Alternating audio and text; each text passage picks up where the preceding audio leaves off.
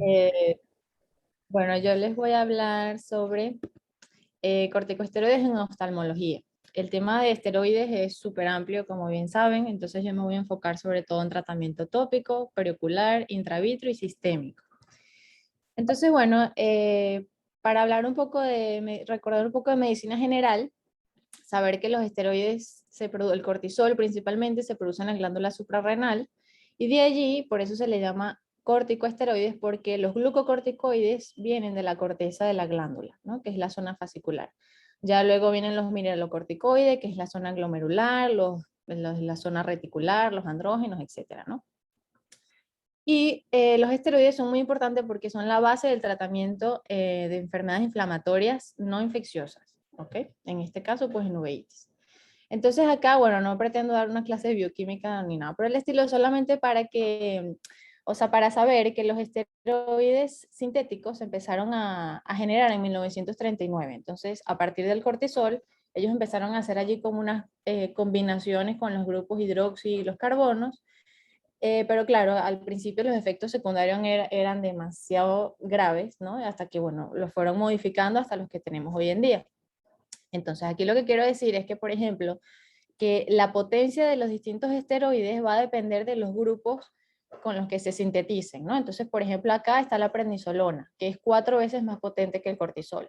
Pero si a ese cortisol le agregan otro grupo de hidroxi y de carbono, se convierte en metilprednisolona, que es 5 veces más potente que el cortisol, ¿no? Y así sucesivamente, los distintos esteroides tienen diferentes potencias, ¿no? Y diferentes periodos de acción. Entonces tenemos, aquí por ejemplo están los distintos esteroides sistémicos y importante saber las dosis equivalentes, ¿no? Porque por ejemplo, los que más se usan por lo general, tabletas al menos, es la prednisona y el deflasacort. Entonces saber que si yo quiero mandarle a un paciente, en vez de prednisona, quiero mandarle deflasacort, tengo que calcular la dosis porque quiere decir que 5 miligramos de prednisona es equivalente a 6 de deflasacort. Si no, pues yo me voy a ir con una dosis más bajita, ¿no? Y bueno, y así sucesivamente.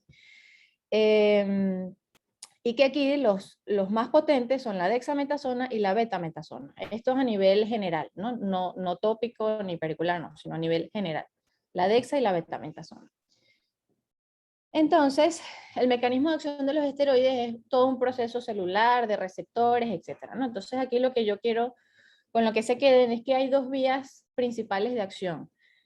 Una vía en donde ellos se encargan de disminuir la síntesis de células inflamatorias, que son los efectos genómicos, que ya voy a explicar cuáles son, y otros que se encargan de producir células antiinflamatorias, que son los efectos no genómicos. Entonces, ¿por qué es importante? Porque aquí el efecto antiinflamatorio y el efecto adverso depende de la dosis exacto, de la dosis, ¿no? Entonces, por ejemplo, el efecto genómico es lo que nosotros alcanzamos con las dosis bajas de esteroides. Aquí estoy hablando de esteroides sistémicos, ¿no? Que son la prednisona, por ejemplo. Entonces, cuando damos prednisona, 1 miligramo kilo, ¿no? Por ejemplo, a un paciente, aquí el efecto es mucho más lento, se alcanza a los 30 minutos, son dosis más bajas, y aquí persiste por horas e incluso meses. Pero, por ejemplo, cuando damos bolos de metilprednisolona, que es cuando tenemos alguna enfermedad ocular con riesgo inminente de pérdida visual, ¿no? O una perforación corneal de etiología inmunológica, damos bolos, ¿no? ¿Por qué? Porque son dosis muy altas y el efecto es sumamente rápido, o sea, son en minutos. El problema es que ellos no son persistentes en el tiempo. Entonces, por eso, si damos bolos, generalmente damos 3 dosis por 3 días, hay que continuarlo con el tratamiento vía oral, porque si no vamos a perder el efecto. Y solo vamos a, claro, los efectos secundarios van a ser mayores con los bolos que con los efectos, pero eso lo voy a ir hablando después. Entonces, bueno, esto también es sumamente importante porque esta es la base de por qué hay que controlar bien, o sea, a ver, no hay que tenerle miedo a los esteroides sistémicos, o sea, mandar meticorten, mandar prednisona, pero hay que saberlos mandar, ¿no? Y saber manejarlos. ¿Por qué? Porque la base de ese tratamiento está aquí, ¿no? En el eje hipotálamo pituitario adrenal. ¿Qué pasa? En condiciones normales y fisiológicas, nuestro organismo produce una cierta cantidad de cortisol diaria, que va de 5,7 a 10. Entonces, bien sea cuando hay estrés físico, psíquico o por el ritmo circadiano, sobre todo en las primeras horas de la madrugada, se estimula la hipófisis para que ella a su vez estimule la adrenocorticotropina y esta a su vez estimule la glándula suprarrenal, que es la que va a liberar cortisol. Y eso pues va a generar todo un efecto, digamos, fisiológico. ¿Qué pasa? Cuando tenemos una inflamación crónica o persistente, por ejemplo, un paciente con artritis, un paciente con lupus, una inflamación crónica, hay una liberación excesiva de citoquinas inflamatorias y ya el mecanismo fisiológico hipofisiario no se da abasto, ¿no? Entonces se produce algo que se llama insuficiencia adrenal relativa. Entonces, es ahí donde tenemos que agregar esteroides exógenos para poder llegarle, ¿no? a estas células inflamatorias y poder atacarlas, ¿no? El tema es que cuando damos esteroides exógenos, toda esta vía fisiológica de la hipófisis se bloquea, porque ya está recibiendo una dosis extra de cortisol, de esteroide, y ya no produce más esteroide en la glándula suprarrenal. Entonces, ¿qué pasa? Y eso lo voy a explicar más adelante. Cuando tenemos un paciente recibiendo esteroide por un cierto tiempo y se lo suspendemos bruscamente, se produce la insuficiencia adrenal, es decir, el organismo, la glándula, no le ha dado chance de volverse, de recuperarse y de volver a producir cortisol, porque de un día para otro le quitamos los esteroides exógenos, ¿no? Entonces hay que tener cuidado con cómo se van bajando esos esteroides. Eso lo voy a decir más adelante también. Bueno, los efectos secundarios de los esteroides, estos sobre todo sistémicos, porque los locales tienen una absorción muy bajita a nivel sistémico, pero bueno, los conocidos, las infecciones, ¿no? Estos pacientes tienen mayor predisposición a sufrir infecciones porque disminuye toda la actividad fagocítica, bactericida y fúngica, los monocitos se hacen más susceptibles, bajan, etc. Entonces el paciente tiene mayor riesgo de infecciones, generalmente con dosis mantenidas mayores a 40 miligramos diarios.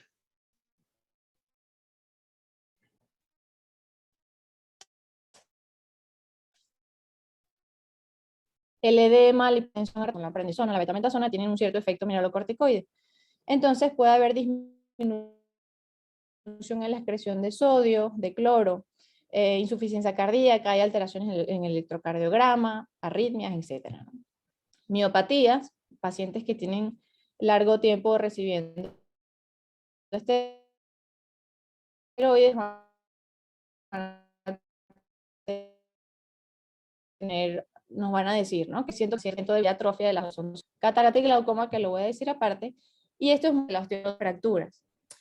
Aquí hay una disminución de los osteoblastos, disminuye el catabolismo de vitamina D, y por eso a estos pacientes hay que darle vitamina D, disminuye la absorción de calcio y la reabsorción de calcio, entonces hay que darle calcio, y sobre todo en los niños tiene un efecto muy malo, digamos, que es que aumenta la maduración de los condrocitos y hay cierre prematuro del cartílago. Entonces estos niños pueden tener retraso en el crecimiento y por eso es que es bueno manejarlo a la par con un endocrino pediatra preferiblemente. Son dosis de 5 miligramos en menos de 3 meses. Eh, Centrípeta, sobre todo porque, bueno, hay un aumento de la lipogénesis, etcétera, y la típica cara de luna llena, ¿no? Y esto es sumamente importante, que es la hiperglicemia y la resistencia a la insulina. Estos pacientes hay que vigilarlos con hemoglobina glicosilada, con glicemia en ayunas, porque hay un aumento de la gluconeogénesis, ¿no? Y los pacientes que reciben largo tiempo esteroides se pueden volver diabéticos, ¿no? Muy bien. Y luego, bueno, los pacientes a veces nos van a llegar diciendo que tienen cambios de humor, insomnio, ansiedad, psicosis, y eso también es un efecto secundario. Entonces, ¿qué pasa con la hipertensión ocular y los esteroides? Pasa que en el humor acuoso hay receptores de glucocorticoides. Entonces hay dos teorías. Una es que hay un edema en las fibras, al unirse este glucocorticoide con los receptores del humor acuoso, hay edema en las fibras de colágeno de la malla trabecular. Entonces, al estar edematizado, disminuye la actividad fagocítica porque se acumulan todos los distritos celulares, etcétera, que deberían drenar. Se quedan allí y empieza la resistencia al flujo y aumenta la presión. Y luego hay otra teoría que es sobre todo cuando hay una predisposición genética en la que cuando se unen estos glucocorticoides con los receptores del humor acuoso hay alteraciones en la matriz extracelular debajo del canal de Schlemm. Entonces eso hace que aumente el grosor y disminuya el espacio intertrabecular. entonces hay resistencia al flujo y se produce aumento de la presión. Y con la catarata, pues es porque estos esteroides se unen a las fibras de cristalino, hay agregación y alteración de las proteínas y empieza la opacificación de las fibras de cristalino.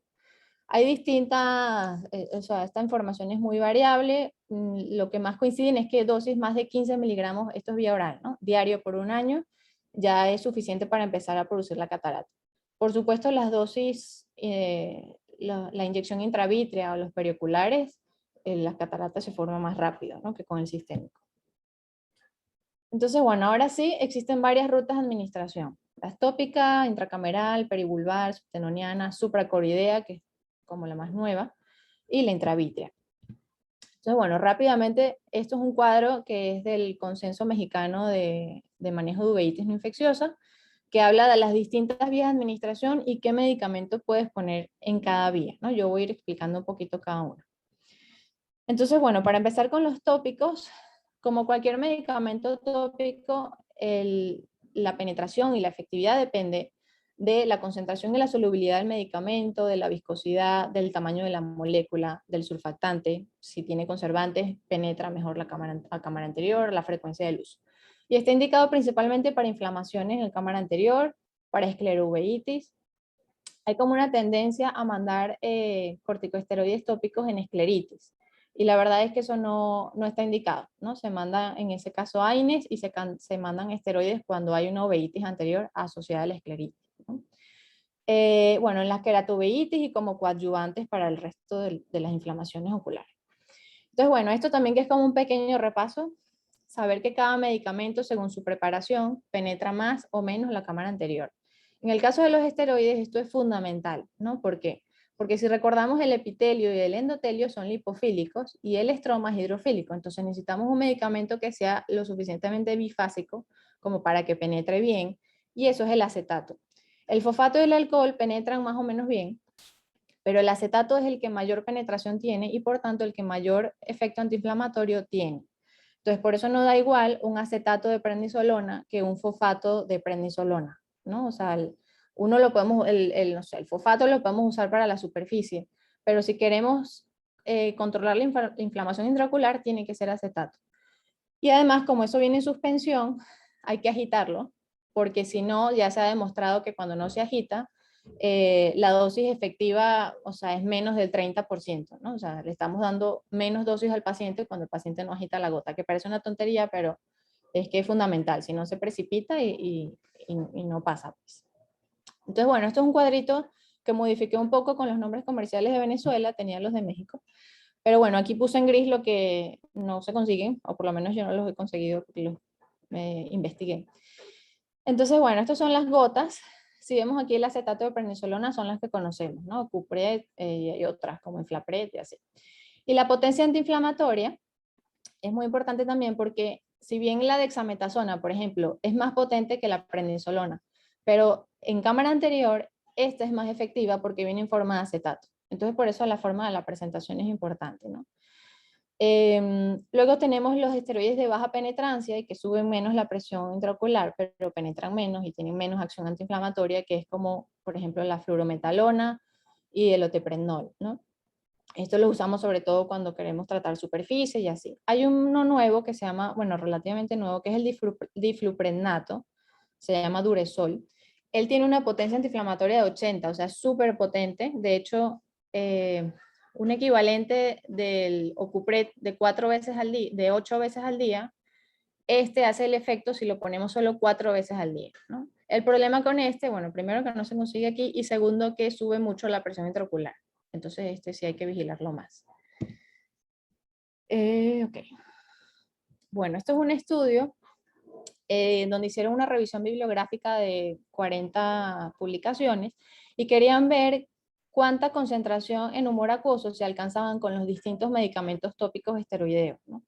Entonces vieron que efectivamente el que más alcanzaba la concentración en humor acuoso era el acetato de prednisolona en gotas y que, bueno, lo que pasa es que aquí no pudieron ver estos, pero a las 24 horas se conseguía en humor acuoso 28.4 microgramos. Pero con la vía subconjuntival, que también lo voy a decir más adelante, La dosis es mucho mayor en humor acuoso. La concentración y la duración es mayor cuando se coloca subconjuntival que cuando se coloca tópico, ¿no? Pero obviamente no vamos a estar inyectando todo el tiempo a los pacientes, ¿no? Es dependiendo de cómo sea la inflamación y bueno, cada caso es cada caso. A ver.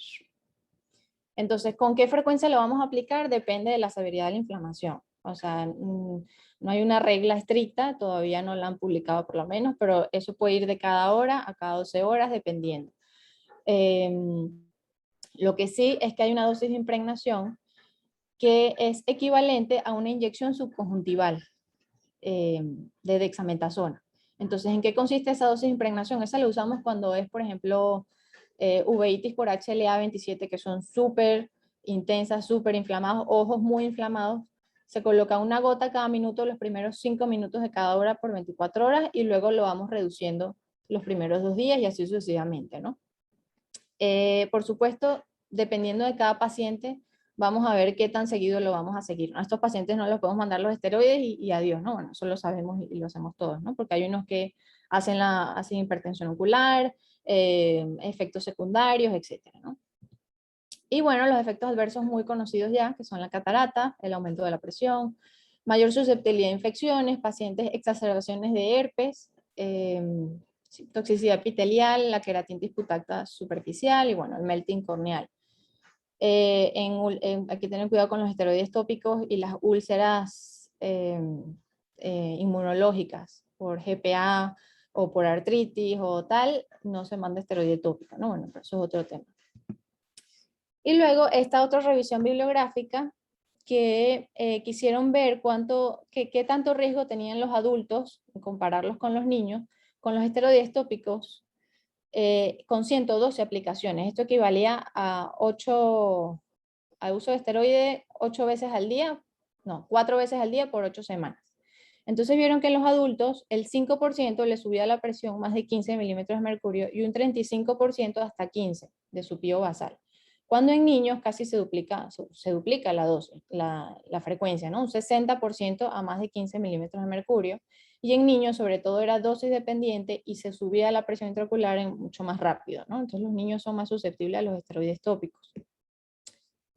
Y bueno, la presión, una vez que nosotros vemos que el paciente está empezando a presentar hipertensión ocular y suspendemos el esteroide, la PIO puede volver a su valor basal de 2 semanas, 4 semanas, incluso hay publicaciones que dicen hasta el año, ese paciente sigue con hipertensión ocular. ¿Y cuándo empieza a hacerse hiperreactor esteroide o cuándo empieza a subirse la presión cuando empieza con los esteroides? Generalmente a partir de la primera semana, ¿no? Y ahí sí puede variar. Primera semana, 15 días, meses, incluso hasta el año es que se pueden hacer hipertensos oculares. Bueno, muy bien. Ahora voy a seguir con esteroides perioculares. Hasta aquí se oye bien, ¿no? No me oigo cortada.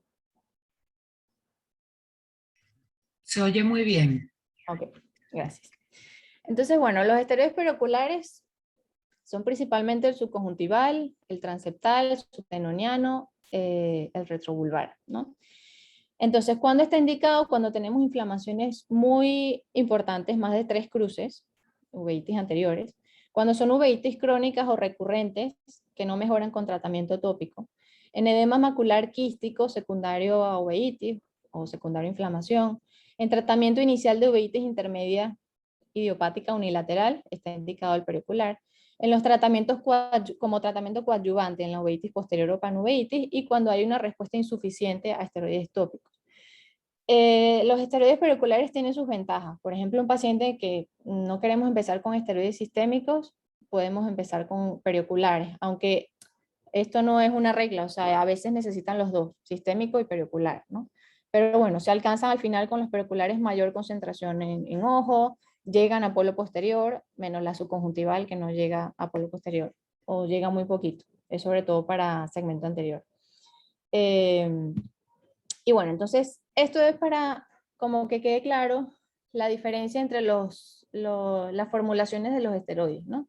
Porque tenemos los acetónidos y los acetatos, que es el Kenacort, por ejemplo, la triamcinolona. Ellos son los llamados esteroides de depósito porque son liposolubles, es decir, ellos forman una especie de depósito en el tejido donde se inyecte y como la absorción es tan lenta, pues el efecto dura varios días, varias semanas incluso. Pero estos están indicados principalmente intraarticular. Y bueno, están ya los indicados intraocular, que es el Aurocort o el Triasens, que lo venden en Estados Unidos, que son sin conservantes, ¿no? Pero el Kenacort es intraarticular. Estos no se pueden poner por la vena. Está contraindicado, ¿no? No son para eso, pues. Y luego están, por ejemplo, los fosfatos sódicos o el succinato sódico, que es el solumedrol, por ejemplo. Estos sí son indicados para intravenosos, son hidrosolubles y al ser hidrosolubles su absorción y su difusión es muy rápida. El efecto de ellos es mucho más lento que si colocáramos un acetónido, ¿no? Justamente por eso. Entonces, bueno, esta es la tablita con los distintos compuestos y cuánto duran. Entonces, por ejemplo, aquí se llama Decobel, que es el fosfato sódico de hexametasona, dura 2 días aproximadamente si lo ponemos subconjuntival, por ejemplo, ¿no? O si lo ponemos transeptal, también dura 2 días. Esto es sobre todo cuando tenemos inflamaciones y no queremos uno de depósito porque no estamos muy seguros, pues con 2 días a lo mejor no hay tanta tragedia, ¿no? Si empezamos con uno corto. Y ya luego está el betagen, que también es de acción corta, pero están los de depósitos, que son, bueno, los, en uveitis son los favoritos. Aquí puse aquí no lo he logrado conseguir en Venezuela, el acetato de metilprednisolona, es buenísimo, dura 2 semanas. Pero bueno, aquí tenemos el Kenacort, que también es excelente, que es la triamcinolona, y el Aurocort, que sí está indicado intravitrio, intraocular. Entonces, cuando lo ponemos intraocular, esto lo voy a decir más adelante, depende de si el paciente está vitrectomizado o no, puede durar hasta 3 meses dentro del ojo. Si lo ponemos periocular, un transeptal, una retrovulvar, puede durar hasta 2 meses, ¿no? Es bastante, tiene un efecto bastante prolongado. Y luego está este, que es una combinación, es betametasona, pero combinación de acetato con fosfato. Entonces eso hace que pueda durar hasta 4 semanas. Y bueno, este último, la verdad es que aquí no lo consiguió tampoco, al Indipot sube muchísimo la presión ocular y no lo usamos, ¿no? Pero para que sepan que existe. Entonces, bueno, esto fue un estudio que quería ver qué efectos y qué complicaciones tenían los esteroides periculares en uveitis, ¿no? Entonces aquí lo que hicieron fue, estudiaron a 914 pacientes, 1192 ojos, y ellos lo dividieron según el tipo de uveitis. La mayoría era panuveitis con un 35%, y vieron que la resolución de los primeros 6 meses pues era hasta un 95% en uveitis anteriores, intermedia 78% y panuveitis hasta 76%. Y que la agudeza visual mejoró hasta un 50%, 20-40 mejor en esos primeros 6 meses. Entonces, ¿qué complicaciones vieron aquí? Bueno, la mayoría aumento de la presión intraocular. Y la catarata, ellos ponen acá que estos resultados eran como poco concluyentes porque eso variaba según el número de dosis, o sea, pero no era muy concluyente, ¿no? Entonces, conclusión, fueron muy efectivos para la inflamación activa y para la edema macular. Entonces, estas son las distintas técnicas de administración. Está la subtenoniana, que tiene buena penetrancia a cavidad vítrea. La transeptal es la que más ponemos, por lo menos en México. La retrovulvar no la usamos porque, bueno, el riesgo es muy alto por el tipo de la aguja y tal, entonces, y se alcanzan casi los mismos resultados que la transeptal, o sea, no es superior a la transeptal. Y la subconjuntival, que como dije, es equivalente a la dosis de impregnación de tratamiento tópico, pero solo para el segmento anterior, o sea, no tiene mucha eficacia en cavidad vítrea.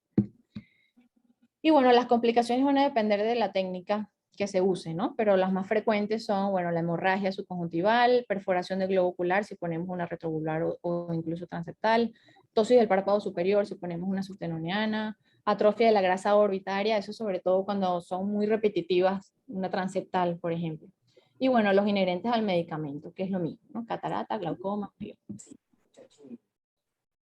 los esteroides intracamerales, bueno, aquí la verdad es que se usan sobre todo después de una cirugía, porque, bueno, No, la consulta... ya. Vamos a tomarnos un cafecito y ir a comprar las cosas. Déjame salirme. Alguien se va a tomar un café por ahí. Los intracamerales, entonces, eso, lo usamos sobre todo después de la cirugía y sobre todo en uveitis usamos el acetonio de triamcinolona intracameral porque se queda más tiempo, hasta 5 días y es mucho más potente. También está la opción de poner dexametasona intracameral después de una cirugía, sobre todo un paciente que ya tiene un antecedente de inflamación recurrente, etcétera, ¿no? Bueno, los esteroides intravitreos, aquí sí no voy a entrar demasiado, pero para que sepan que existen estos, ¿ok? Está el más famoso, que es el Osurdex, que es dexametasona. Los efectos secundarios más frecuentes es la presión intraocular y la catarata, por supuesto, ¿no? Está en cavidad vítrea, entonces es muy frecuente que produzcan eso. Aquí ellos siempre dicen que dura 6 meses. La verdad es que por experiencia no duran más de 3 o 4. Y como son costosos, en el Hospital de la Ceguera lo que hacíamos era que poníamos triamcinolona intravítrea, y la verdad es que duraba casi igual a lo que duraba la dexametasona, solo que la triamcinolona sí sube más la presión intraocular. Entonces había que vigilar muy bien, y bueno, pacientes muy selectos, ¿no? No todo el mundo se le pone una intravítrea. Aquí, ok. Entonces, bueno, esto es importante. Si queremos poner un intravítrea, hay que ver, ¿el paciente está vitrectomizado o no? Porque si no está vitrectomizado, puede durar hasta 4 meses el medicamento dentro del ojo y, bueno, y producir su efecto ese tiempo. Así como la hipertensión ocular también la puede producir durante todos esos meses, ¿no? Entonces, y los vitrectomizados dura 16 días el medicamento, bueno, por el mismo lavado del humor acuoso y lo que ya sabemos. Y bueno, como les dije, los intravítreos sí producen hasta un 70% aumento de la presión intraocular, y por lo general es presiones por encima de 25. Entonces, bueno, este se usa con más cuidado, ¿no? Entonces, bueno, este fue otro estudio que hicieron con conejos que querían ver qué tan efectivo y qué tanta distribución tenía con la vía subtenoniana y con la vía intravítrea. Entonces, vieron que a estos, bueno, estudiaron la retina y la coroides de estos pacientes y el vitrio. Entonces vieron que en el día 90 todavía era detectable en vitrio la inyección intravítrea, mientras que en el otro subtenoniana era en 56. Igual, el humor acuoso era más, duraba más el intravítrea.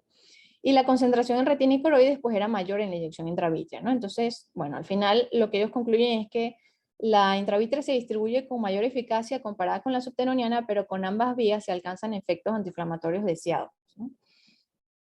Y bueno, por ahí hay otro estudio donde la verdad es que no he encontrado un estudio que compare todas las vías perioculares, sino que hay estudios por separados, ¿no? Hay otro que compara la intravítrea con la transeptal, y en los dos se alcanzan efectos y los dos combaten, digamos, el edema macular, que era lo que querían estudiar allí, solo que el intravítrea es más rápido, pero produce más efectos secundarios que el transeptal. Entonces, bueno. Y bueno, por último, los esteroides sistémicos. Entonces, ellos están indicados principalmente cuando son uveitis bilaterales, intermedias, moderadas o severas. Uveitis posteriores, moderadas a graves, en panuveitis, en uveitis crónica, en uveitis anterior severa, esos pacientes que no responden con periculares, que no responden con tópicos, o que están haciendo picos hipertensivos y no se le puede poner una válvula, entonces se le puede agregar ahí un esteroide sistémico. Y cuando hay una contraindicación para el uso de esteroides perioculares. Pasa mucho, bueno, no pasa mucho, pero pacientes, por ejemplo, con trastornos de coagulación o con síndrome de antifosfolípidos, que no le quiero poner una transeptal o una retrovulvar, o le pongo una subtenoniana o le dejo con tratamiento sistémico, ¿no? Entonces son esos casos como seleccionados. Y bueno, luego que un tratamiento de elección y de entrada, el sistémico, para lupus, las vasculitis, sarcoidosis, todas las enfermedades sistémicas, ¿no? En las coroiditis bilaterales también está indicado, ¿no? Pero depende. Entonces, bueno, hay una clasificación para los esteroides sistémicos en dosis bajas, medias, altas, muy altas, y la terapia de pulso, ¿no? Esto es solo para que sepan que cuando uno habla de dosis media de esteroide, dosis alta, bueno, ya es lo que significa, ¿no? Dosis alta es por encima de 30, por debajo de 100, dosis media es por debajo de 7.5. Entonces, bueno, cuando tenemos una inflamación aguda, podemos usar prednisona oral con un curso corto que no dure más de 6 semanas, ¿no? Y vamos bajando rápido. Y se puede iniciar a 1 miligramo kilo por una semana. Y ojo, esto aunque diga 1 miligramo kilo, la dosis máxima es 80. O sea, un paciente que pesa 100, no le vamos a dejar 100, porque por encima de 80 ya se saturan los receptores de esteroides, y lo que se consiguen son los efectos secundarios, no efectos antiinflamatorios. Entonces, hasta 80 es la dosis máxima. Y luego se va reduciendo gradualmente cada 2 días. Por ejemplo, una toxoplasmosis con una vitritis intensa o una necrosis retiniana, o sea, todas estas infecciosas, hay que empezar sí o sí el tratamiento, el Bactron para la toxo, el tratamiento antibiótico, el retroviral, y 2 días después de que el paciente esté recibiendo ese tratamiento es que se le puede asociar un curso corto de esteroide oral para ayudar a la inflamación, ¿no? Pero antes nunca. Y luego, cuando tenemos entonces esas enfermedades que amenazan rápidamente la visión, como les dije, una queratitis ulcerativa periférica, un BKH, un Behçet con una inflamación severa, etcétera, entonces está indicado los bolos. Y después de los bolos, entonces hay que continuar con dosis de vía oral a 1 miligramo kilo, porque si no se pierde el efecto de los bolos y se vuelve a inflamar. ¿Okay? Entonces, bueno, los bolos se pasan en 30 a 40 minutos, la dosis máxima 8 gramos en 4 meses. Eso sobre todo con los pacientes que, por ejemplo, con la enfermedad de Graves o la oftalmopatía tiroidea, que tienen que recibir bolos muchas veces, pues bueno, saber que no más de 8 gramos en 4 meses, porque producen insuficiencia hepática y bueno, otras cosas, ¿no? Y luego la reducción gradual, cuando queremos ir quitando los esteroides. ¿Cómo es esta reducción? Bueno, hay un consenso para bajarlo, ¿no? Entonces, la dosis máxima 80, como dijimos, por día. Entonces, cuando, por ejemplo, si empezamos con dosis de 60 y después de los bolos, hay que dejar esas dosis de 60 miligramos por 4 semanas. Y después de la cuarta semana es que se va bajando, ¿no? Entonces, cuando vayamos por 40, se va bajando 10 miligramos cada semana o cada 2. Ya cuando lleguemos a 20, se van bajando 5 miligramos cada día, y así sucesivamente, ¿no? Para no producir esa insuficiencia adrenal que les comenté anteriormente. Con estos pacientes que están con esteroides, bueno, idealmente es manejarlo siempre con un reumatólogo, o bueno, si nosotros estamos capacitados, pues también, ¿no? Pero como les dije, todos los efectos secundarios que tenían con el hueso, con la vitamina D, ellos siempre tienen que recibir calcio y vitamina D. Aquí en Venezuela le pregunto al reumatólogo y él me dice que él manda calcibón D y 1000 miligramos, 1000 unidades más de vitamina D a los pacientes que están recibiendo esteroides. Entonces, bueno, eso por si les interesa el dato. Hay que vigilar lípidos porque estos sufren de hipertrigliceridemia, hipercolesterolemia, etc. Y revisar la glucosa por lo menos cada 3 meses, una hemoglobina glicosilada, y vigilar pues, que estos pacientes no se nos hagan diabéticos. Ok, entonces el riesgo de suspender la terapia bruscamente es insuficiencia adrenal. ¿Qué pasa? Si el paciente está recibiendo esteroide por menos de 3 semanas, aquí no hay supresión, o sea, no hay riesgo de que esto pase. Es cuando el tratamiento está durando más de 3 semanas. Entonces ahí sí hay que bajarlo poco a poco, ¿no? Y bueno, esto rápidamente, o sea, si vamos a operar un paciente con un antecedente o que está recibiendo esteroides por una uveitis posterior, tal, bueno, hay que subir un poquito la dosis de esteroide. En caso de catarata, el ojo es considerado como una cirugía menor. Entonces, se aumenta la dosis a 15 de lo que está recibiendo por 3 días y luego se vuelve a bajar. Esto porque hay una mayor, por dosis de estrés, hay mayor inflamación durante la cirugía. En embarazadas no se puede dar ni dexametasona ni betametasona, ni periocular, ni sistémico, bueno, tópico sí, pero periocular no. Los que se pueden dar entonces son la prednisona, la metilprednisolona o la prednisolona. ¿Okay? Igual a las que están amamantando.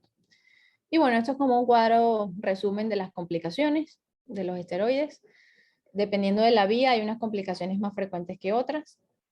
Y bueno, esto también es un resumen del consenso mexicano del tratamiento de uveitis no infecciosa, ¿no? Cuando se utilizan principalmente los tópicos, los perioculares, los sistémicos y los pulsos. Y bueno, ya, eso es todo. Muchas gracias. Preguntas, comentarios. Muchísimas gracias a ti, Morela. Yo le voy a pasar de una vez la palabra al doctor Raúl del Valle. Oye, sin embargo, yo te sugeriría que pusieras el cuadro último, porque solo pusiste el cuadro. Oye, pero mira, sí me parecería importante hablar de él. O sea, es me parece una de las conclusiones más importantes de tu charla, el saber cuáles son los consensos de los usos de esteroides en cada una de las vías. Entonces yo te sugeriría, pues, bueno, leerla toda. Ah, la leo, bueno. Sí, o Eh, háblala porque está importantísimo ese cuadro. ok, bueno, un tratamiento tópico, entonces cuando son uveitis anteriores o queremos una panuveitis, entonces es un coadyuvante, ¿no? Sabemos que si es una panuveitis, el tratamiento tópico solamente no es. Uveitis intermedia, igual, no es el tratamiento, o sea, el único tratamiento para uveitis intermedia, sino como coadyuvante, ¿no? Para los perioculares, cuando son uveitis anterior severas, es decir, más de 3 cruces de inflamación, cuando son uveitis intermedia, unilaterales, entonces se puede dar solamente los perioculares, ¿no? Pero a veces cuando son bilaterales hay que agregarle un sistémico. Cuando son uveitis posteriores o panuveitis, se puede ayudar también con un esteroide periocular. Coadyuvante uveitis anterior o edema macular crónico. En los edemas maculares, la verdad, tiene súper buena respuesta el tratamiento periocular, o sea, el transeptal. Como por, o sea, como un protocolo de acción, digámoslo así, que tienen en la ceguera, es que, por ejemplo, un edema macular uveítico, le pones 2 transeptales, ¿no? Una cada 3 semanas. Si a la segunda no mejora ese edema macular, entonces ya te vas con una intravítrea de triamcinolona, ¿no? Y ya, por lo general con la intravítrea la verdad que mejora, pero eso sí, se le sube la presión a veces y bueno, es un tema. Pero con, o sea, perioculares y edema macular, de verdad que se llevan muy bien. Cuando queremos, bueno, tenemos una coroiditis, por ejemplo, las perioculares. Y bueno, aquí hablan de 4 inyecciones, recomendaciones. La verdad es que en la práctica a veces pasan las semanas, pasan los meses, el paciente sigue con edema y esos fotorreceptores sufriendo, entonces lo reducíamos a 3. O sea, y así íbamos, ¿no? O a 2. Con los esteroides sistémicos, ¿cuándo? Cuando son uveitis bilaterales intermedias, cuando son uveitis posteriores o panuveitis. Y cuando son uveitis anterior severa, y como les dije, casos seleccionados. Pacientes que no mejora con tópico, que es hiperreactor esteroide y sigue la inflamación, bueno, podemos agregar un poquito de esteroide sistémico. La dosis de prednisona vía oral es 1 miligramo kilo día, con una dosis máxima de 80, no más, ¿no? Y de ahí podemos ir reduciendo cada 2 semanas, como les dije en el cuadrito, ¿no? A menos que haya recibido bolos, y cuando reciben bolos, el tratamiento vía oral se mantiene a dosis de 1 miligramo kilo por 4 semanas, y después de la 4ª semana es que se va bajando. Y luego los pulsos de metilprednisolona también son casos muy selectos, ¿no? Es máximo 1 gramo al día y son 3 dosis por lo general. Y es cuando son enfermedades como neuritis óptica, bueno, eso está un poquito, es controversial, el tema de la neuritis y los esteroides, pero bueno. Bueno, no, perdón, eso es en la postraumática, neuritis óptica sí de entrada. En el BKH, el Behçet, la coroiditis serpiginosa, las úlceras inmunológicas, las queratitis ulcerativas periféricas, las escleritis incluso que no mejoran con tópico, ni con AINES, ni con periocular, entonces se le da esteroide vía oral o a veces los bolos. Y bueno, nada. Así quedó el Mil resumen. gracias, Morela, me parecía súper importante que nos hablara de ese cuadro. Bueno, le cedo la palabra al doctor Raúl del Valle. Por acá estoy, déjame, creo que la cámara, a ver, aquí estamos. Morela, excelente, chévere, muy buena. No es fácil hablar de eso, de esteroides en tan corto tiempo, ¿no? Algo que ha costado tanto Sí, desde el 30 y pico que se empezaron hasta exacto. hoy en día, que cada día salen cosas nuevas. Exacto. Y, y lo complejo, porque realmente es complejo, pero abarcaste súper bien, tu conferencia me encantó. Eh, lo que dijiste para el auditorio virtual, Mm, jamás dar un esteroide de ningún tipo, por supuesto sistémico, oral, si no estamos seguros que el caso no sea infeccioso. No puede sospecharse una infección y dar un esteroide. Jamás. ujú. Hay que tener certeza. Si no lo tienen, no lo damos. Yo prefiero dar a un paciente que tiene un cuadro y sospecho que pueda ser y no pueda ver el fondo de ojo y sospecho por los antecedentes del paciente que pueda ser un herpes, que pueda ser una toxoplasmosis. Yo prefiero tratar con el antibacteriano, ya sea antiviral o antibiótico, y no utilizar nunca un esteroide para frenar el cuadro inflamatorio. Es- Tengo que saber que no es infección. ¿Cuáles principalmente? Sencillo. TBC. Eso está al galope, lamentablemente en nuestro país y en Venezuela volvió de nuevo, eso está súper endémico. Y actualmente subiendo la estadística de la sífilis. Dado los grandes retrovirales que hay, entonces no se está utilizando los grupos de alto riesgo, aunque alto riesgo es cualquiera, pero los demás riesgos, no utilizan protectores como preservativos. Y entonces la estadística está aumentando de la sífilis. Sí. Y no queremos un paciente infectado con estas dos cosas tan feas, o con un herpes, ni que yo lo quiera, o que nos vaya a hacer una necrosis en la retina, con un esteroide. Prefieran utilizar primero antibióticos y esperar los resultados Sí. de una PPD, de un FTA. Eso normalmente lo hacen rápido, a veces se demora en nuestro país. Pero esperar antes de colocar el esteroide. Eso es un requisito sine qua non. Segundo, lo que Morela dijo, yo no lo voy a estar repitiendo cosas. Primero, ¿qué esteroide vamos a comenzar? Dosis. ¿Qué cantidad y cada cuánto tiempo? Eso es básico. Tercero, ¿cuánto tiempo lo vamos a utilizar? Y es muy frecuente que vemos que se comienza a dar un esteroide, así sea tópico, en una uveitis en caliente anterior, cualquiera, HL27, y se quita el tratamiento, el paciente mejora y ya, quita el tratamiento. Entonces el paciente vuelve a las 2 semanas y eso es un paciente que no lo puedes calificar como una uveitis crónica. No, es la misma que no se curó completa. Entonces, el tiempo de duración es básico, lo que hablaba Morela. 8 semanas, no puedes utilizar menos de 8 semanas un esteroide stop. No se debe utilizar menos de eso, para estar seguro que el cuadro está ya solapado, o sea, ya está curado el paciente. Así vaya a ser en el futuro una recurrente, o se haga una crónica y ya lo veremos después, pero que no sea la misma que no fue totalmente curado el caso. Lo otro que hablaste por allí, muy interesante, aparte del diagnóstico, voy a quitar un esteroide o lo voy a utilizar junto con un medicamento coadyuvante, ya sea un un biológico o un inmunosupresor. Hay bastante en el país, gracias a Dios, no biológicos, pero sí inmunosupresores que en la farmacia de alto costo son gratuitos y se pueden utilizar junto con los reumatólogos o cualquier internista que sepa manejar bien estos casos. Pero no suspensión. Voy a suspender el esteroide porque no, ponlo con el coadyuvante. Eso es interesantísimo, es muy importante. Y si por alguna causa hay que quitar el esteroide porque está comenzando a presentar complicaciones renales,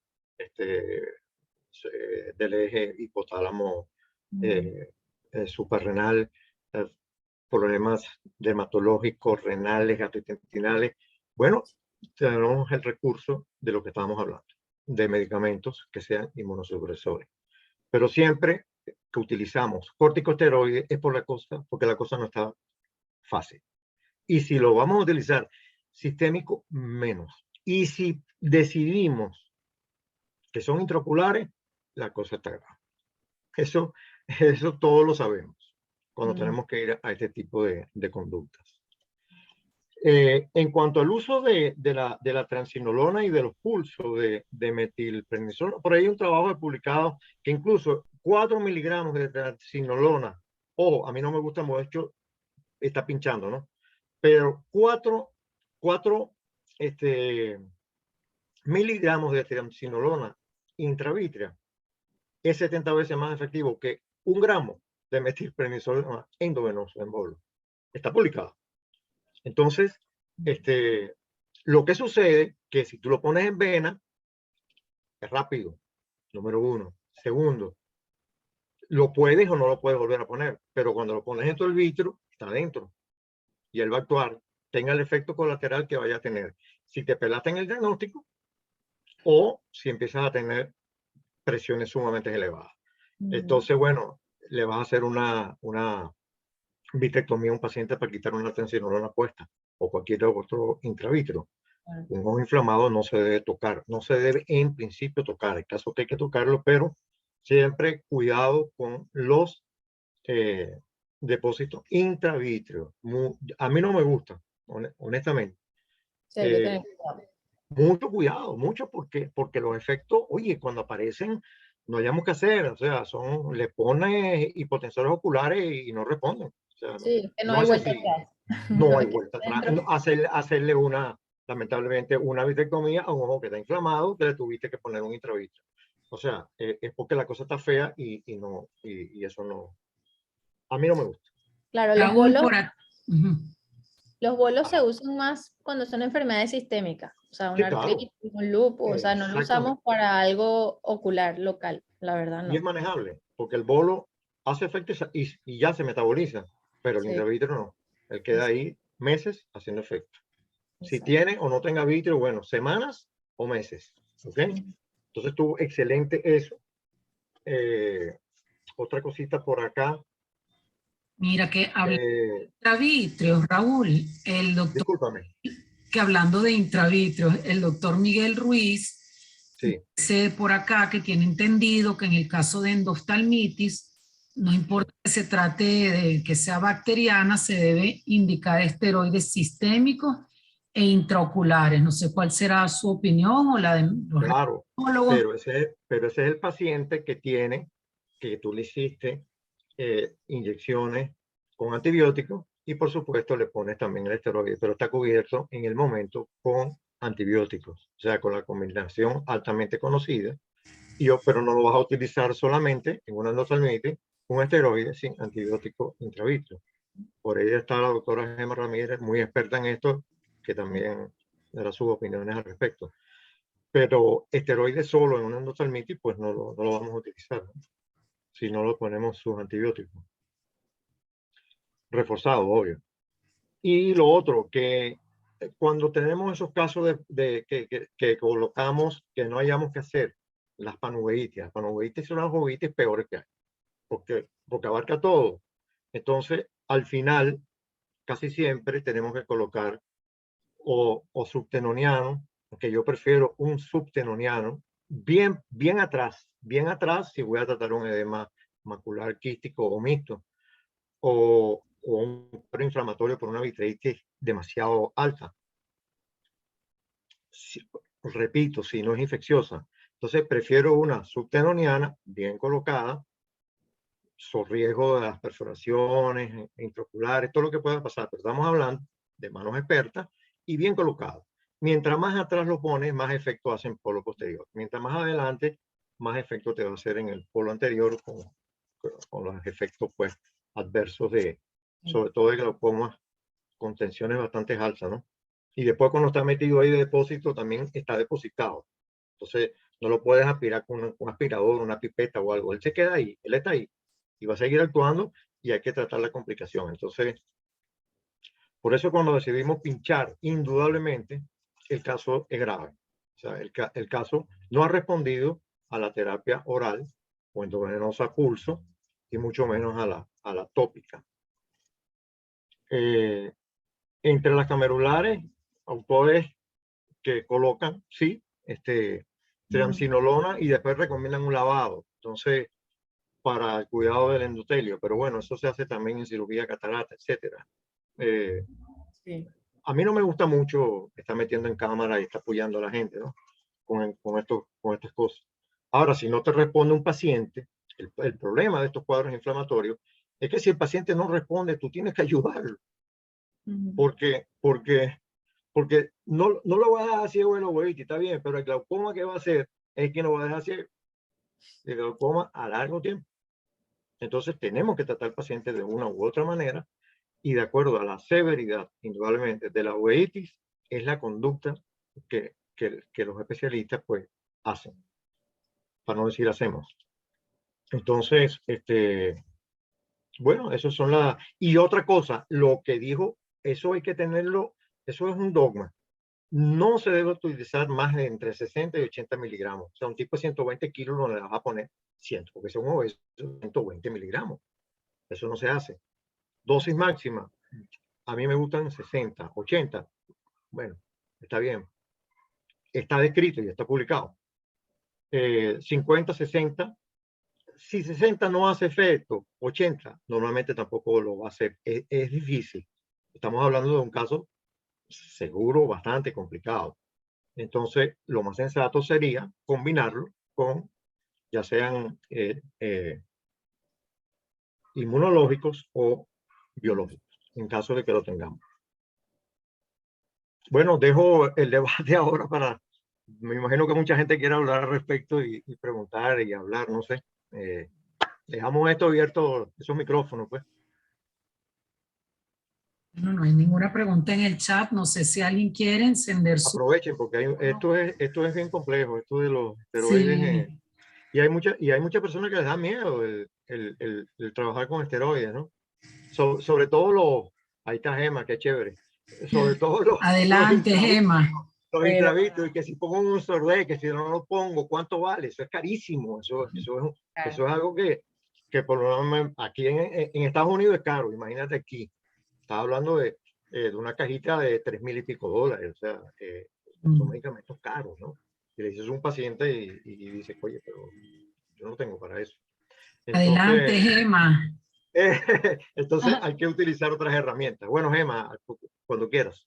Bienvenida. Mira, Raúl, bueno, muchas gracias por felicitar a la doctora porque una charla muy difícil de transmitir todos estos conocimientos en tan poco tiempo en algún tema tan extenso, ¿no? Pero quería decirles con respecto a la endoftalmitis, que son ojos que son, o sea, que ya tienen una carga encima tan grande de bacterias, de toxinas, que las barreras hematorretinianas están abiertas.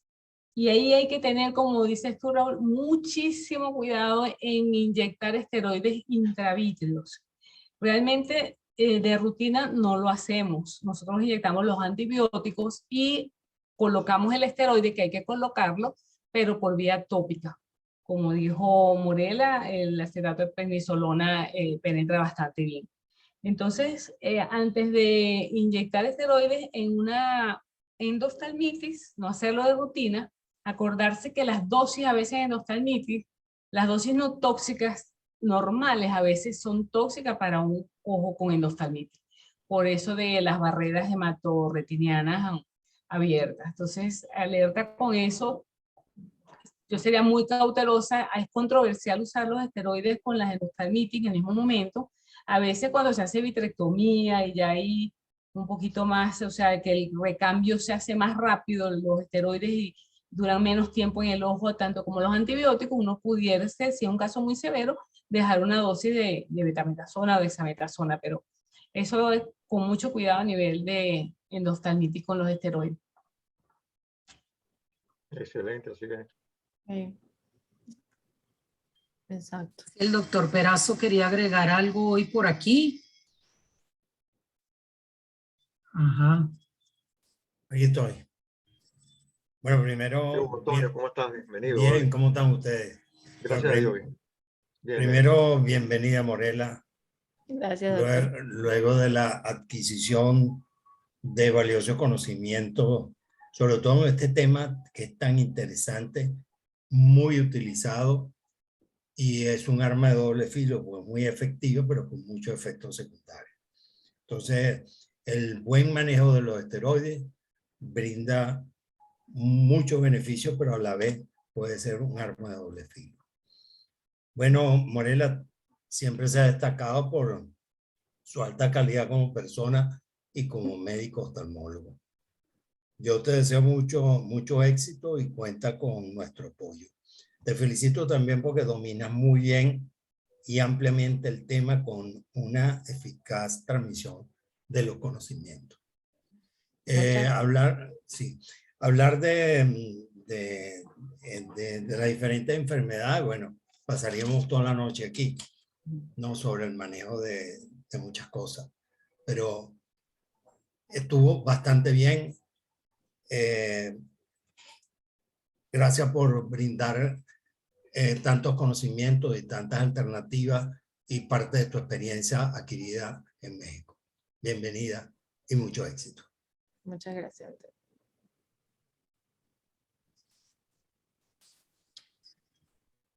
Bueno. Bueno, si no hay más comentarios ni más preguntas, entonces damos por concluida la charla.